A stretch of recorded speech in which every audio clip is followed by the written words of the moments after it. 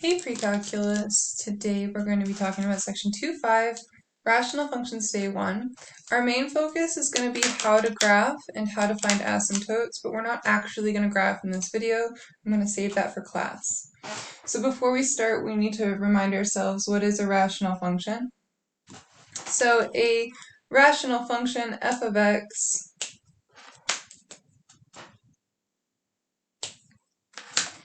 sorry, don't have all my pens out. Okay, a rational function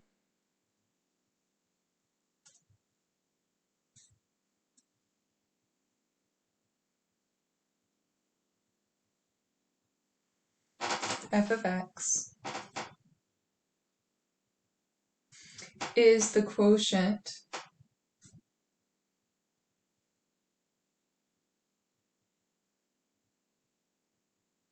of two polynomial functions.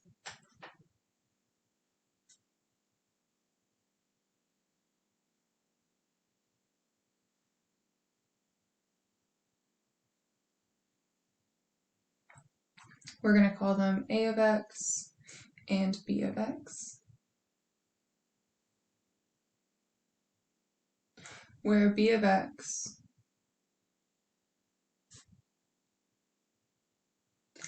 is a non-zero.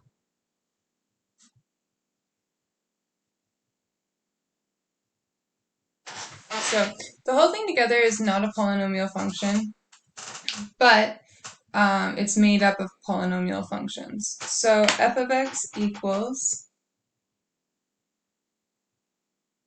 we have our polynomial a of x on top divided by a polynomial, b of x.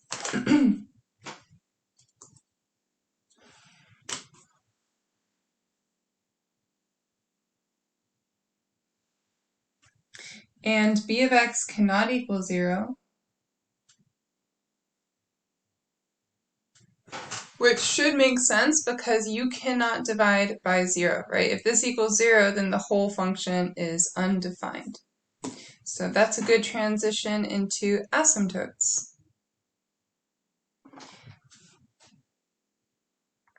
There are 3 different kinds of asymptotes. You learned about 2 of them last year, and that's what we're going to focus on for now. So they can have vertical,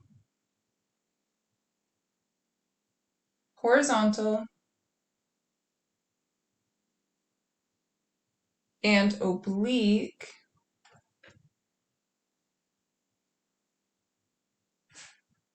asymptotes.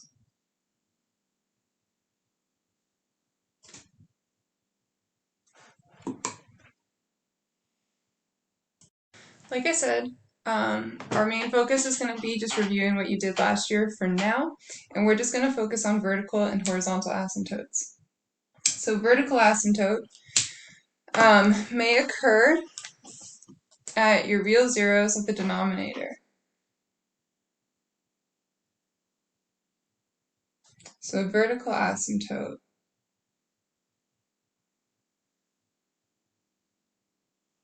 I feel like these are the easiest to understand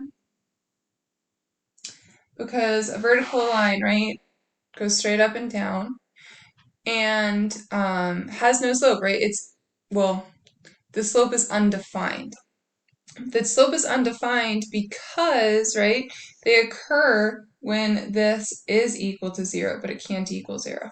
So it may occur, they may occur, and there could be more than one. In fact, there will be. At real zeros of the denominator.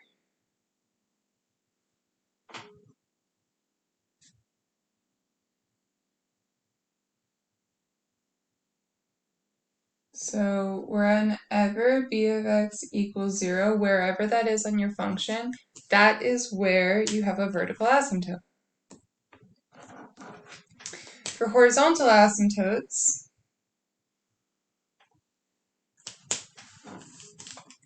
there is at most one.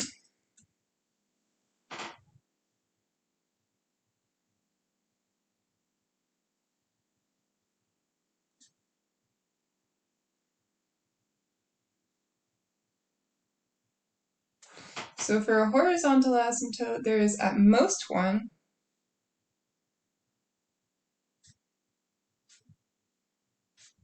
You won't have more than one. And there are 3 different times that this happens. So the first case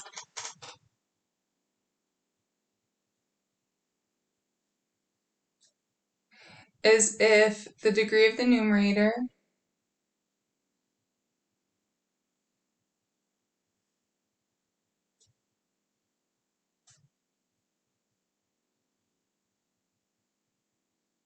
is less than the denominator.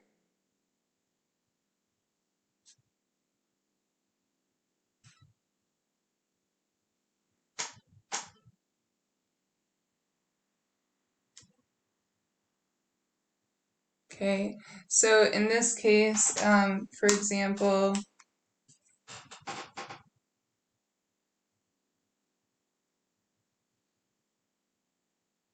say g of x was equal to x plus 4 over x squared plus 1, right? So the degree is 1 in the numerator, the degree is 2 in the denominator, so this is a case 1 situation.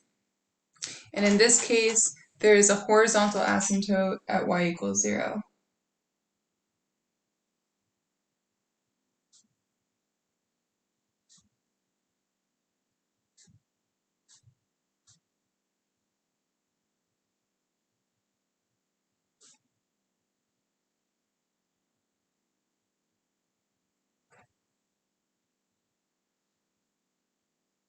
So if the degree in the numerator is smaller than the denominator, you have y equals 0 as your asymptote. The next case is if the degree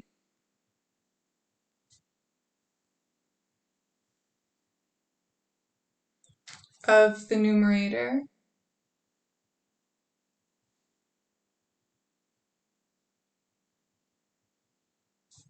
is more than or greater than the denominator.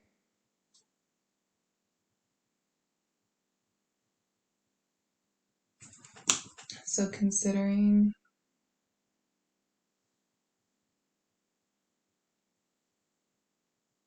if you had g of x, or let's do a different one, h of x equals x squared plus 1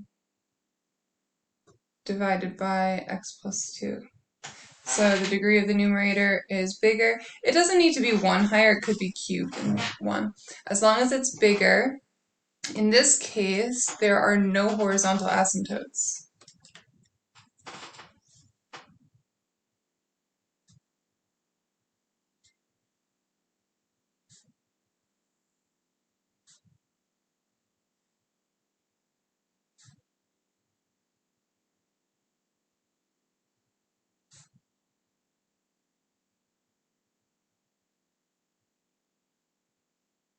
I guess I should say there is, because there can't be more than one.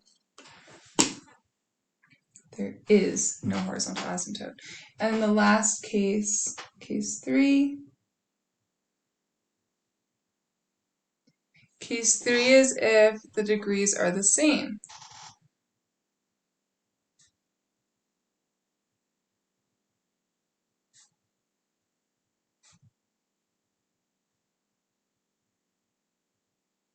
So if the degrees are the same, we'll consider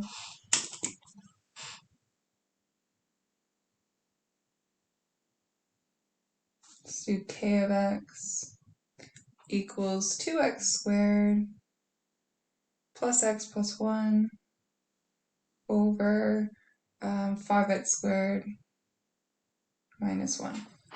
So when the degrees are the same, what you do in this case,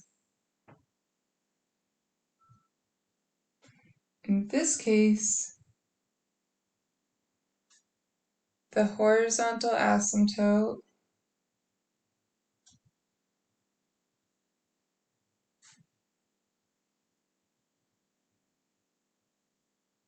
is the ratio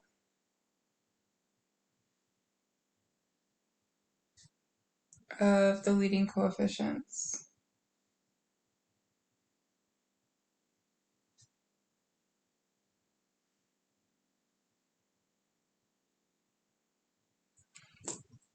So for this, by equals 2/5. So those are the three cases for horizontal asymptotes.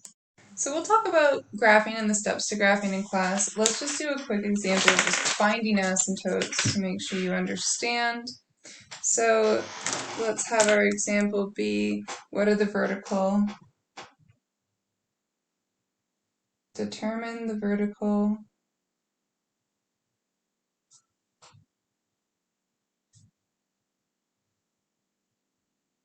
and horizontal asymptotes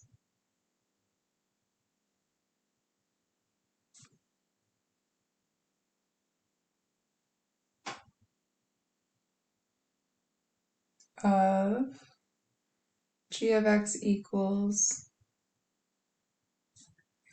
2x squared plus x plus, no, just kidding, minus 9. I guess it doesn't suit better, but minus 9 divided by x squared minus 2x minus 8. So first, we want to do vertical asymptotes. I mean, it doesn't super matter, but.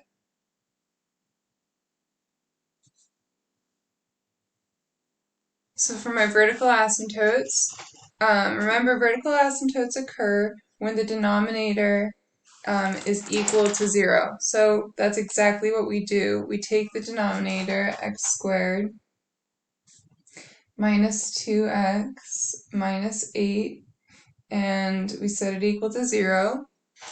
And then we solve. So we can solve by factoring here what multiplies to negative 8 and adds to negative 2. What is that? Negative 4 and positive 2.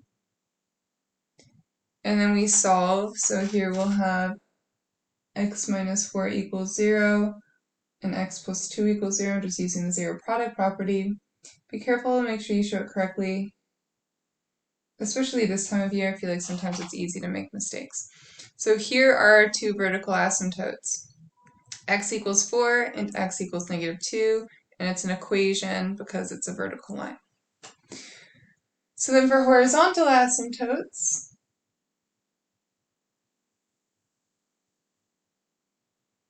if you look at your notes that we just took, you need to look at the degree of the numerator and the degree of the denominator, and you need to compare them. So the degree of the numerator, just write it. So degree of numerator, and we're going to compare to the degree of the denominator.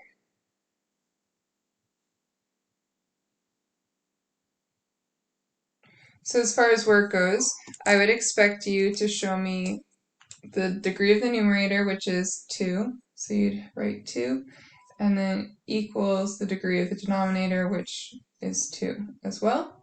And then you need to write a conclusion. So this is going to be y equals, and remember, if the degree of the numerator and the denominator are the same, the asymptote is the ratio of the leading coefficients. So it's going to be y equals 2 over 1, right? Because the leading coefficient is 2 and 1, which is just y equals 2. And that's it. So these are my asymptotes. So you need to show these steps, and then you need to show this equivalency, and then your equation. And asymptotes are always equations.